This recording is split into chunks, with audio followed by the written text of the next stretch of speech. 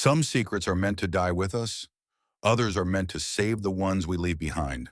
The manila envelope arrived on a Tuesday morning, hand-delivered by a woman Marcus had never seen before. She was elderly, maybe 70, with silver hair pulled back in a neat bun and eyes that held the kind of weight that comes from carrying other people's secrets for too long. "You're Captain William Hartwell's son?" she asked, her voice steady but soft. Marcus nodded, still holding his coffee mug.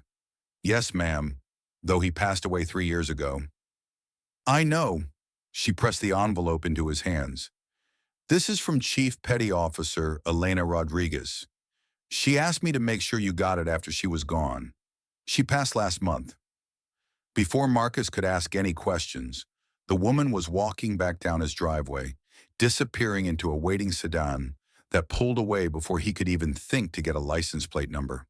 The envelope was thick, the paper slightly yellowed, but not ancient.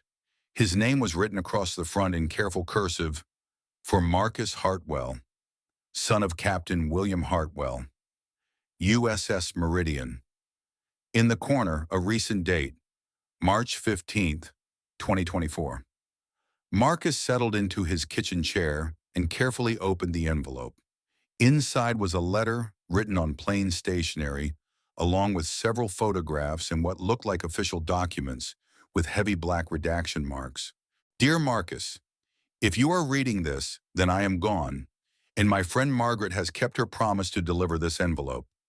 My name is Elena Rodriguez, and I served under your father aboard the USS Meridian from 1985 to 1989. You probably don't know who I am, but I knew your father better than most. I was his chief petty officer, his right hand, and for 4 years, I was the person he trusted with his life. More importantly, he was the person I trusted with mine.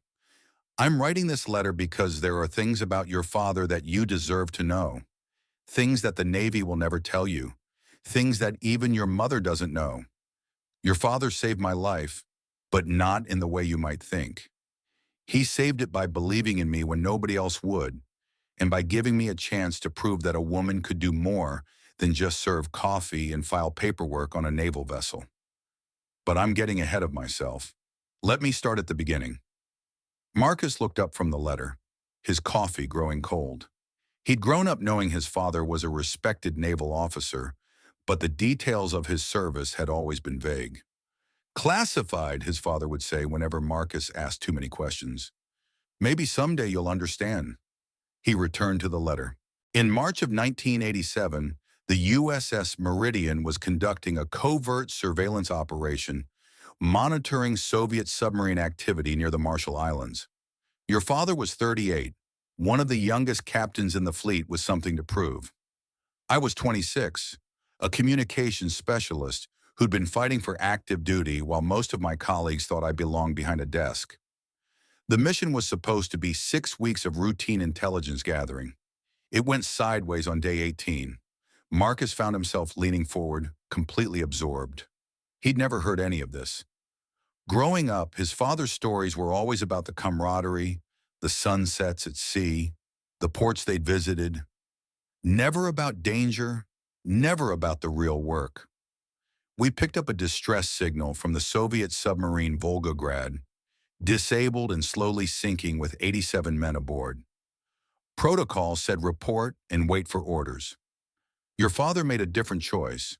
"Rodriguez, how good is your Russian?" Good enough to pose as a Soviet officer while we coordinated what turned out to be an impossible 14-hour rescue that officially never happened. We saved 63 lives and prevented what could have been a diplomatic catastrophe. The sub was carrying experimental nuclear torpedoes. The letter continued for several more pages, detailing an operation that sounded more like something out of a spy novel than real life. Elena Rodriguez had posed as a Soviet officer, communicating with the disabled submarine, while Captain Hartwell coordinated a rescue effort that officially never happened. They'd managed to save 63 of the 87 crew members, transferring them to a Soviet surface vessel that had responded to their covert distress call. The whole operation took 14 hours. 14 hours during which your father risked his command, his career, and his freedom to save the lives of men who were supposed to be our enemies. When it was over, he looked at me and said, "Rodriguez, if anyone ever asks, this never happened. But I want you to know that you probably just prevented World War III." He wasn't exaggerating. We found out later that the Volgograd was carrying experimental nuclear torpedoes.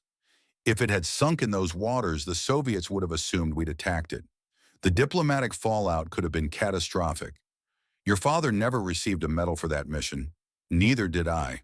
But 3 months later, I became the youngest woman to hold the rank of Chief Petty Officer.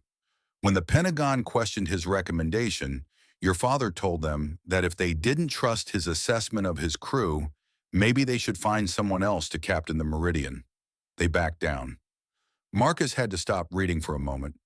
This wasn't the father he remembered, or rather, it was exactly the father he remembered, but with context he'd never had before. The man who'd taught him to stand up for what was right, who'd never backed down from a challenge, who'd always seemed to carry the weight of unspoken responsibilities. The letter went on to describe 3 more covert operations over the following 2 years, each one more dangerous than the last. Elena Rodriguez had become Captain Hartwell's go-to operative for missions that required someone who could blend in, someone who could speak multiple languages, someone who could be trusted with secrets that could topple governments. The last mission we worked together was in 1989. Intelligence had picked up chatter about a planned terrorist attack on U.S. naval facilities in the Philippines. Your father and I went undercover in Manila for 3 weeks, posing as merchant sailors while we identified the source, a supply officer selling information to fund his gambling addiction. But the attack was bigger than anyone realized. 3 bases simultaneously, with enough explosives to kill hundreds of American servicemen and women. Your father made another impossible choice. We had to stop it ourselves, just the 2 of us, with no official support. We stopped it, barely. And in the process, your father took a bullet meant for me. A through and through in his left shoulder that he never reported because he didn't want to explain how he'd gotten it. Marcus unconsciously touched his own left shoulder. His father had always favored his right arm, always said his left shoulder gave him trouble in cold weather. Old war wound, he'd joke, but he'd never explained what war or what wound.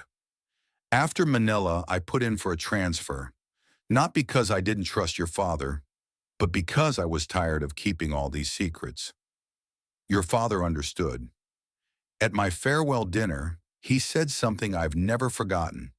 "Rodriguez, someday my son is going to ask questions about what his old man really did in the Navy. When that day comes, I want him to know that whatever else I accomplished, I had the privilege of serving alongside the finest sailor I ever met." I never forgot those words, Marcus, and I never forgot the promise I made to myself that night, that if something ever happened to your father, I would make sure you knew the truth about the man he really was. Marcus paused again, realizing the letter was nearly over. "I know it's been 3 years since your father passed, and you might wonder why I waited so long to reach out. The truth is, I've been carrying these classified operations for over 30 years, and I wasn't sure it was safe or legal to reveal them. Your father made me promise to keep these secrets, and I've honored that promise even after his death. But when I was diagnosed with terminal cancer 6 months ago, I realized that if I didn't tell you about the man your father really was, no one would. These stories would die with me, and your father's true legacy would be lost forever. Your father was more than just a good man, Marcus. He was a great man who made impossible choices in impossible situations. He saved lives, prevented wars, and protected secrets that were bigger than any one person should have to carry. He did it all without recognition, without glory, and without any expectation that history would remember his name. But I remember, and now you will too. The documents in this envelope are copies of the after-action reports from our missions. Heavily redacted, but enough to verify what I've told you. The photographs are from our time aboard the Meridian. In one of them, you'll see your father laughing at something I'd said during a briefing. I want you to have that picture because it shows him the way I remember him best, not as a legend or a hero, but as a man who could find joy even in the darkest of times. I hope this letter brings you some measure of peace. Your father spoke of you often, and he was so proud of the man you were becoming. He would be even prouder of the man you become. With respect and admiration, Chief Petty Officer Elena Rodriguez, USN, retired. Marcus sat in his kitchen for a long time after finishing the letter, staring at the photographs. There was his father, 20 years younger, standing on the deck of a ship Marcus had never seen. There was Elena Rodriguez, wearing the confident smile that comes from proving yourself in dangerous circumstances. And there was the photograph of his father laughing, his face lit up with genuine joy despite the weight of command and the impossible choices he made every day. For the first time since his father's funeral, Marcus understood the man who'd raised him. Not just the patient teacher and loving father, but the naval officer who'd risked everything to do what was right, even when no one would ever know. He found Elena's obituary online, noting she'd requested donations be made to a scholarship fund, established in memory of Captain William Hartwell, a man she considered one of the finest officers she'd ever served alongside. Marcus closed his laptop and looked again at the photograph of his father laughing. Tomorrow he would frame it and put it on his desk at work. He would tell his own children about their grandfather's real service to his country.